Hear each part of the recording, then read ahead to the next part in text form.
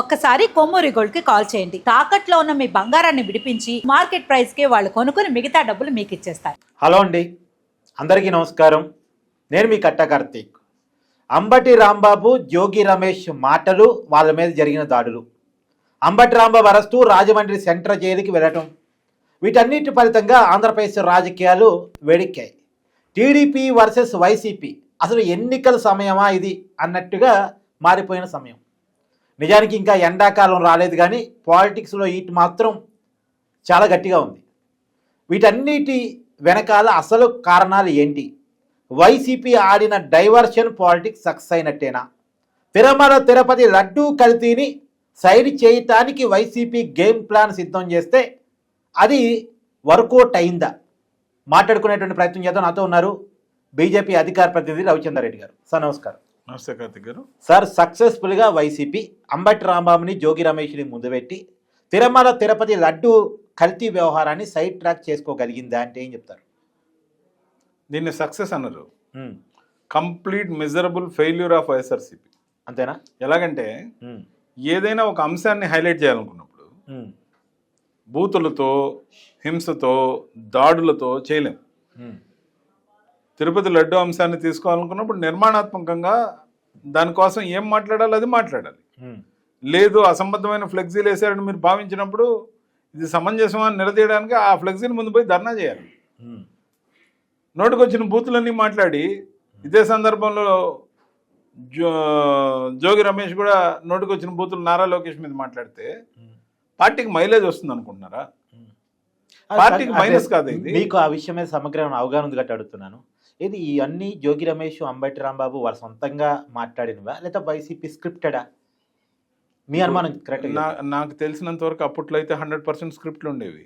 ఈ మధ్య స్క్రిప్ట్లు పరిధి దాటి కూడా ఎక్స్ట్రా మాట్లాడుతున్నారేమో అనిపిస్తుంది. అంతేనా? మరి స్క్రిప్ట్లే అంటే ఇన్ని బూతులు రావేమో స్క్రిప్ట్లో కూడా.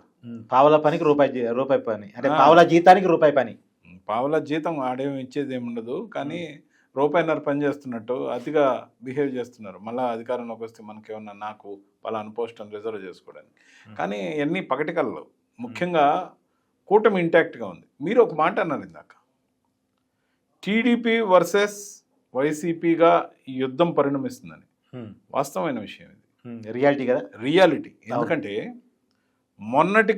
మొన్న ఎలక్షన్కి ముందు కూటమిగా ఫామ్ కాల. అంతకుముందు కూటమి ఉంది. అంతకుముందు 2014 నుంచి 19 వరకే కూటమి ఉన్నప్పుడు జగన్మోహన్ రెడ్డి గారు ఏం చేశారు? జలదీక్షని, ఫీజు పోరని, ప్రత్యేక హోదా అని, రైతు సమస్యలని అనేక సార్లు 2-3 రోజులు నిరాహార దీక్ష చేసుకుంటూ అక్కడొక్కడ శిబిరం వేసుకొని ఒక్కో జిల్లాలో కొన్ని వందల ధర్నాలు, కొన్ని దీక్షలు చేశాడు. అవును. అవన్నీ ప్రజలకు ఉపయోగపడే అంశాల మీద చేసినప్పుడు సానుభూతి వస్తుంది, నిర్మాణాత్మకంగా పార్టీ డెవలప్ అవుతుంది. అయింది కూడా, అప్పట్లో అయింది కూడా. అందుకనే కూటమి ఎప్పుడు విడిపోయి టప్పని ప్రభుత్వం పోయింది. అవును. ఆ తర్వాత కూటమి విడిపోవడం కూడా కలిసి వచ్చిన అంశం జగన్మోహన్ రెడ్డి. అనేక కారణాలు. ఫైనల్ టచ్ ఏమి ఇచ్చాడు? పాదయాత్ర.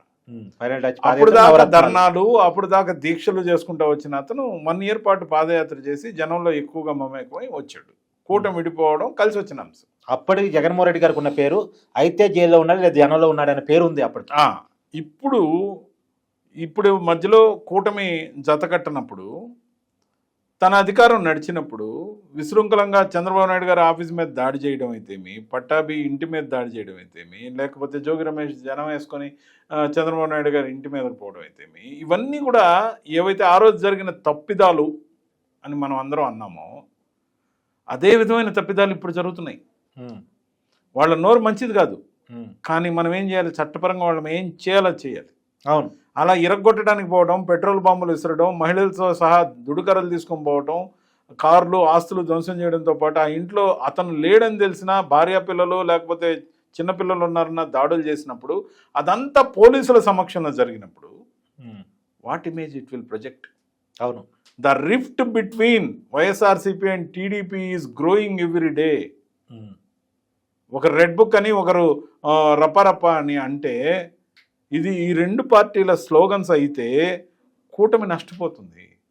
కాబట్టి కూటమి నుంచి భారతీయ జనతా పార్టీ సభ్యుడిగా నేను చంద్రబాబు నాయుడు గారికి ఇచ్చే సూచన, సబ్మిషన్ ఏదైతే ఉందో, దయచేసి క్షమాగుణం అలవాటు చేసుకోండి.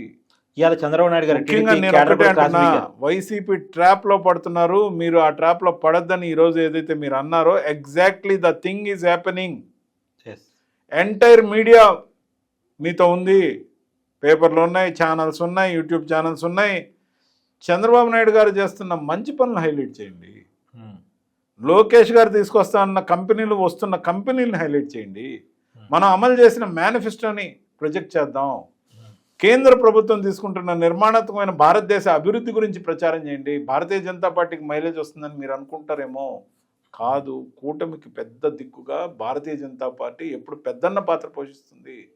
అటు కేంద్ర ప్రభుత్వం, ఇటు రాష్ట్ర ప్రభుత్వం, ఈ రెండు ప్రభుత్వాలు చేస్తున్న మంచి పనులు ఈ మీడియా అంతా కానీ ప్రొజెక్ట్ చేస్తే, వైఎస్ఆర్సీపీ ఏమి చెప్పినా సాక్షి ఛానల్, సాక్షి పేపర్లో తప్ప ఎక్కడ రాదు. కాబట్టి వాళ్ళు చెప్పిన జనం నమ్మరు. కాబట్టి సైడ్ లైన్ అయిపోతారు.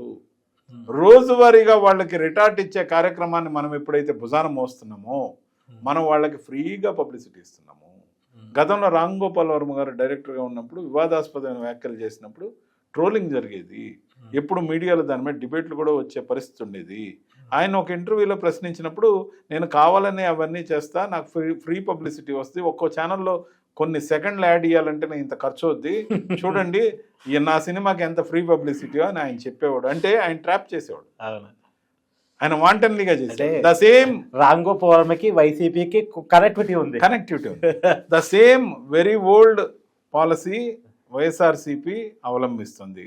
పైసా ఖర్చు లేకుండా అన్ని ప్రధానమైన తెలుగుదేశంకి సంబంధించిన అనుబంధ ఛానల్స్లో కానీ, పేపర్లో కానీ వాళ్ళ గురించి వార్తలు నెగిటివ్గా అయిన రోజు రాస్తున్నాం. కాబట్టి వాళ్ళ పార్టీ ఇంకా సజీవంగా ఉంది. మనం ఎప్పుడైతే మానేద్దాం అని ఒక నిర్ణయం తీసుకుంటామో, మన ప్రోగ్రెసివ్ కార్యక్రమాల మీద మాత్రమే ఫోకస్ చేస్తాం అనుకుందామో, కాంగ్రెస్ పార్టీని మర్చిపోయినట్టే వైఎస్ఆర్సీపీని కూడా అందరూ మర్చిపోతారు. ఉంటాయి పార్టీలు 10 ఉంటాయండి, దాంట్లో ఒకటిగా వైఎస్ఆర్సీపీ ఉంటుంది. ఎందుకు మీరు వాళ్ళకి ప్రచారం ఇస్తారు? కాబట్టి ఆ ట్రాప్లోకి పోవద్దు. ఎవరు రెచ్చగొట్టినా మీరు వార్త వేయొద్దు, మీరు చూపించద్దు. వాళ్ళు అరుచుకొనియండి, విమర్శించుకోనియండి.